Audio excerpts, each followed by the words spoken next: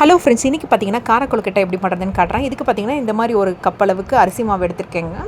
பாக்கெட்டில் இருக்கிற அரிசி மாவு தான் எடுத்திருக்கேன். அப்புறம் 1/2 டேபிள் ஸ்பூன் கடுகு, அரை டேபிள் ஸ்பூன் உளுத்தம் பருப்புங்க, 3/4 டேபிள் ஸ்பூன் எடுத்துக்கோங்களேன். அப்புறம் 4 வரமிளகாய் நல்லா பொடி பண்ணி வச்சுருக்கேங்க, கட் பண்ணி வச்சுருக்கேன். அப்புறம் பார்த்திங்கன்னா கருவேப்பிலை, ஒரு கையளவு கருவேப்பிலையும் நல்லா பொடி பண்ணி வச்சுருக்கேன். ஒரு பெரிய ஆனியனும் நல்லா பொடி பண்ணி வச்சுருக்கேங்க.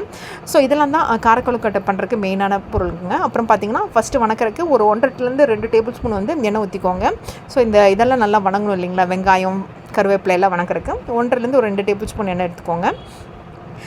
இதில் வந்து நல்லா வணங்கணும். எண்ணெய் சூடானதுக்கப்புறம் கடுகு உளுத்தம் பருப்பெல்லாம் போட்டு தாளிச்சிட்டு அரிசி மாவு போட்டு ரெடி பண்ண வேண்டியதான். ரொம்ப ஈஸிங்க, குயிக்காக பண்ணிடலாம். காலையில் நீங்கள் வந்து ஒரு பிரேக்ஃபாஸ்ட்டுக்கு டிஃப்ரெண்ட்டாக பண்ணணும், அல்லது ஈவினிங் ஸ்நாக்ஸ்க்கு பசங்களுக்கு கொடுக்கணும், அல்லது பசங்களுக்கு வந்து ஸ்நாக்ஸ்க்கு எதாவது கொடுக்கணுன்னா இந்த மாதிரி கூட நீங்கள் ட்ரை பண்ணி பார்க்கலாம். ஸோ இது கண்டிப்பாக உங்களுக்கு யூஸ்ஃபுல்லாக இருக்கும். ஸோ எண்ணெய் பொரிஞ்சதுக்கப்புறம் கடுகு பொரிஞ்சதுக்கப்புறம் நான் உளுத்தம் பருப்பு போடுறேன். எண்ணெய் காஞ்சதுக்கப்புறம் கடுகு போடுங்க. கடுகு நல்லா பொரிஞ்சதுக்கப்புறம் உளுத்தம் பருப்பு போடுங்க. அப்புறம் வெங்காயம் நல்லா வணங்கினதுக்கப்புறம் நான் கருவேப்பிலை, கடைசியாக தான் நான் வந்து வரமிளகா போடுறேங்க. ஸோ வெங்காயத்தும் வரமிளகாயும் ஒட்டுக்கா போடாமல் வரமிளகாய் கடைசியாக தான் போடுறேன். ஸோ இதெல்லாம் போட்டதுக்கப்புறம் பார்த்திங்கன்னா இதை நல்லா பச்சை வாசனை போகிற அளவுக்கு நல்லா வதக்கிக்கோங்க. ஸோ நல்லா வதக்குனதுக்கப்புறமா பார்த்திங்கன்னா மறக்காமல் உப்பு போட்டுருங்க. இதில் உப்பு அளவு மட்டும் நான் சொல்லலை, ஸோ இப்போ காமிக்கிறேங்க உப்பு அளவு என்னங்கிறத. ஸோ இப்போ பார்த்திங்கன்னா இது கரெக்டாக 1 டேபிள் ஸ்பூன் உப்பு கரெக்டாக இருந்ததுங்க. நான் எடுத்த கப் அளவுக்கு இந்த 1 டேபிள் ஸ்பூன் உப்பு கரெக்டாக இருந்துச்சு. ஸோ இந்த அளவு உப்பு போட்டிங்கன்னா கரெக்டாக இருக்கும், அந்த நான் சொன்ன அரிசி மாவு அளவுக்கு. ஸோ அதிலே போட்டிங்கன்னா ஈஸியாக வதக்கிறதுக்கு ஈஸியாக இருக்கும், ஈஸியாக வதங்கவும் செஞ்சுருங்க. ஸோ இப்போ பார்த்திங்கன்னா நான் எல்லாமே காமிச்சிட்டேன். தண்ணி அளவும் காமிச்சிட்றேங்க. தண்ணி பார்த்திங்கன்னா இந்த மாதிரி ஒரு 2 டம்ளர் அளவு தண்ணி ஊற்றுறாங்க. ஸோ இந்த மாதிரி 2 டம்ளர் அளவு தண்ணி 1 கப் அளவு அரிசி மாவுக்கு கரெக்டாக இருந்துச்சு. ஸோ தண்ணி நல்லா கொதிச்சு வரும்போது அரிசி மாவு போட்டு இது பண்ணிடணுங்க. ஸோ அரிசி மாவு போட்டிங்கன்னா சீக்கிரமாக இதாகிடும். ஸோ உடனே மிக்ஸ் பண்ணி விட்ருங்க, இல்லைனா திட்டாக வந்துடும், இல்லை கட்டி ஆகிடும் அப்படின்னு சொல்லுவாங்கள்ல, அதனால தான் சொல்கிறேன். ஸோ இது உடனே போட்டு நல்லா மிக்ஸ் பண்ணிக்கோங்க. அரிசி மாவு சீக்கிரமாகவும் வெந்துடுங்க. ஸோ அந்த கொதிக்கிற தண்ணியில் போடும்போதே. ஸோ ரொம்ப ஈஸியான ப்ராசஸ்ஸுங்க இது.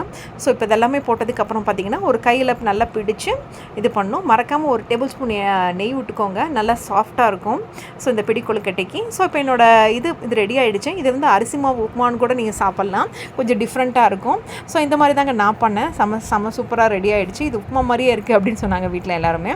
ஸோ இதை வந்து நான் எப்படி பண்ணேங்கிறது உங்களுக்கு காட்டுறேன் பாருங்களேன். ஸோ இதை வந்து நல்லா மாவு உதுத்தி விட்டு ஒரு கையில் நல்லா இப்படி பிடிச்சி இந்த பிடி கொழுக்கட்டை பிடிப்போம்ல, அந்த மாதிரி கையில் நல்லா பிடிச்சிட்டு நல்லா ஷேப் பண்ணிக்கோங்க. மேலேயும் கீழேயும் இந்த மாதிரி ஷேப் பண்ணிவிட்டு பண்ணிங்கன்னா அழகாக வந்துருச்சு பார்த்தீங்களா.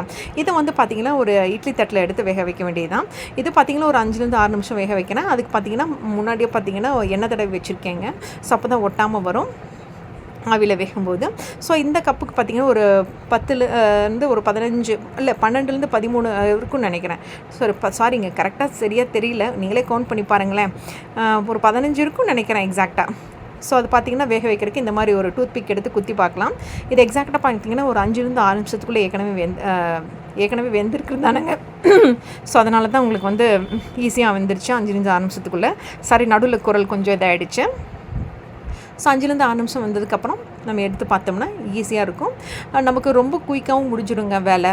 ஸோ பசங்களுக்கு ஈவினிங் ஸ்நாக்ஸ்க்கோ இல்லை நீங்கள் பிரேக்ஃபாஸ்ட்டுக்கோ என்ன பண்ணலான்னு யோசிக்கும்போது இந்த வீடியோ கண்டிப்பாக உங்களுக்கு யூஸ்ஃபுல்லாக இருக்கும். நான் சொன்ன ப்ராசஸ் பண்ணி பாருங்களேன். உப்புலேருந்து காரத்துலேருந்து எல்லாமே கரெக்டாக இருக்குங்க. இந்த குச்சி வைத்து குத்தி பார்க்குறனால அது வெந்திருக்கா இல்லையான்னு அதை வச்சு பார்க்குறதுக்கு ஈஸியாகவும் இருக்கும். ஸோ இந்த மாதிரி தான் நான் சொன்ன மாதிரி 15 கொழுக்கட்டைங்க கரெக்டாக இருந்துச்சு. ஸோ இந்த 15 கொழுக்கட்டைக்கு நீங்கள் தேங்காய் சட்னி அல்லது எந்த சட்னி வச்சு சாப்பிட்டாலும் செம்மையாக இருக்கும்.